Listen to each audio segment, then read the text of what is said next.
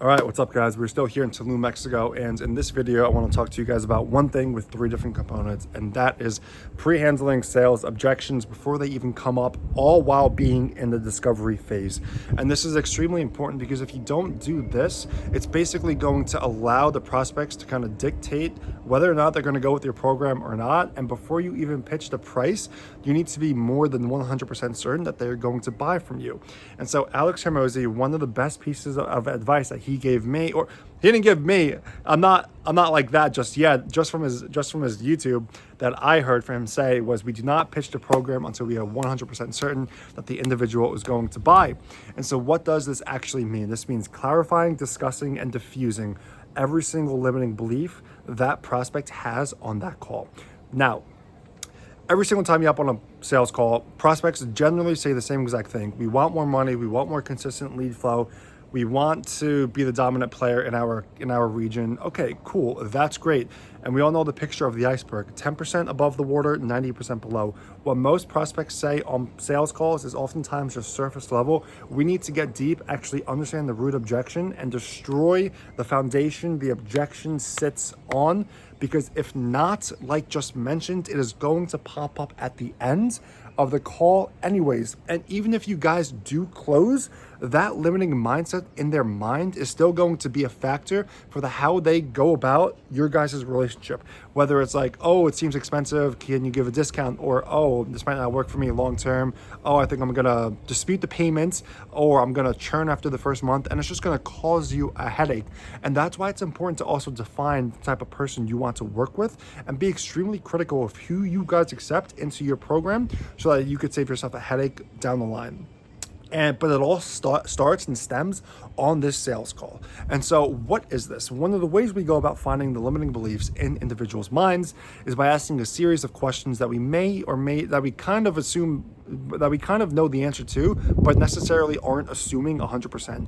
And that is, so given that this is important to you guys, getting more work, getting more qualified lead flow, what are you currently doing? They're going to tell you what they're currently doing.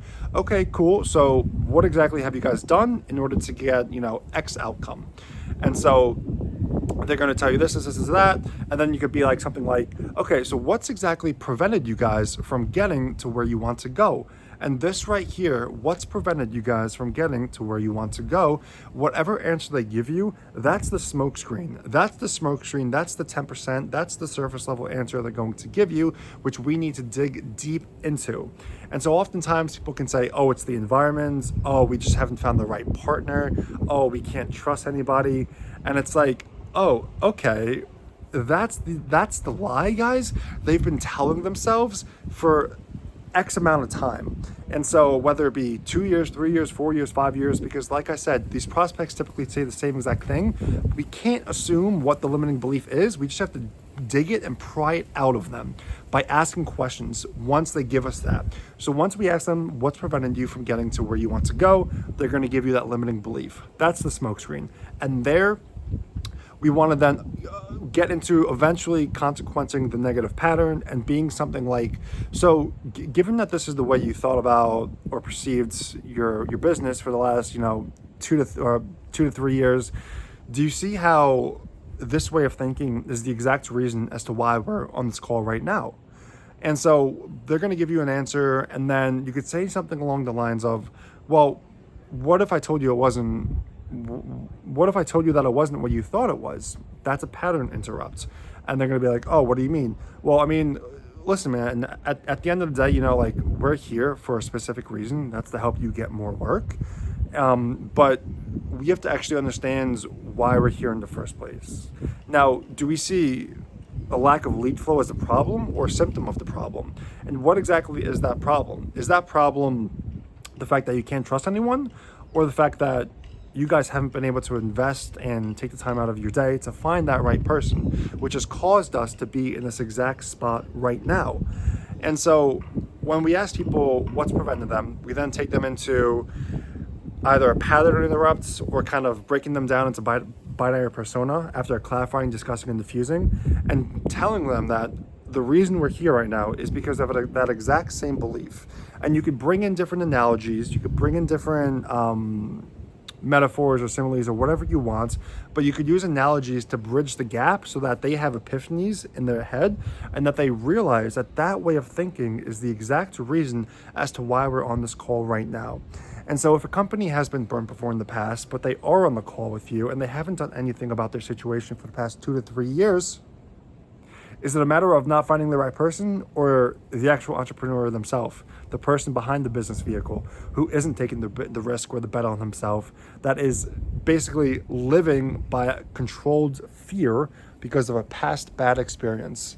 And once we're able to kind of understand this and use analogies to kind of make them realize that this way of living is making them lose X amount of money each and every single month, then we have to get commitment from them. We have to make them aware of this. And once you're done kind of bridging them, making them realize this through analogies, we can then use consequencing the negative patterns and be like, okay, man, so let me ask you this. What have you lost in respect to not getting the lead flow that you want? They're going to be like, oh, what do you mean? What have I lost? And then you could be like, okay, so at current capacity, how much more work can you handle? Oh, whatever, 10 more jobs a month. Okay, average price point of a roofing job or whatever the niche may be, $15K. You're actively losing $150,000 each and every single month. And so you tell them that, you make them tell you as well. Like, I'm not, you could be like, oh, I'm not Weinstein, but what exactly is the math on that? And they're going to tell you that. And then you can be like, oh, okay, are you okay with that? And towards the end of discuss, clarify, diffuse, towards the end of diffuse, one of the things you really have to emphasize on is binary persona. And so when you ask them about the consequencing of the negative pattern and that they aren't happy with where they're at, you could ask them, are you going to settle for that? Are you the type of person to kind of just consistently lose $150,000 each and every single month just because you don't have your marketing dialed in? Are you okay with that? And so when you break them down to binary persona, it then attacks belief systems, but belief systems change the way we do our habits, and habits are actions, and then actions lead to consequences, whether good or bad. And so it's a whole complex system, from initially understanding what the root objection is, prying it out of them, getting them to tell you what their true objection is, and then from there, consequencing the negative pattern, bridging their epiphanies through analogies, and then breaking them down into binary persona on the sales call. And then this all is happening in the discovery, and I hope this is of value to you guys, because this is extremely important. And listen, you might close not doing this, that's fine, but I'm sure as hell can guarantee you that you're going to increase your show rate by 15-20%, or close rate by 10-15-20%, if you just start implementing the objection handles in the discovery phase as opposed to the end. Because if it's at the end, it might not necessarily be too late, but it'll definitely help clear out a lot of fog and hesitancy in the prospect themselves. So I hope this video was of value to you guys. And listen, I'm improving every day. You should be too. So I might update this video in like a week or two with certain new things that I learned, but it's pretty repeatable, and it's a pattern that typically happens more often than not on these calls.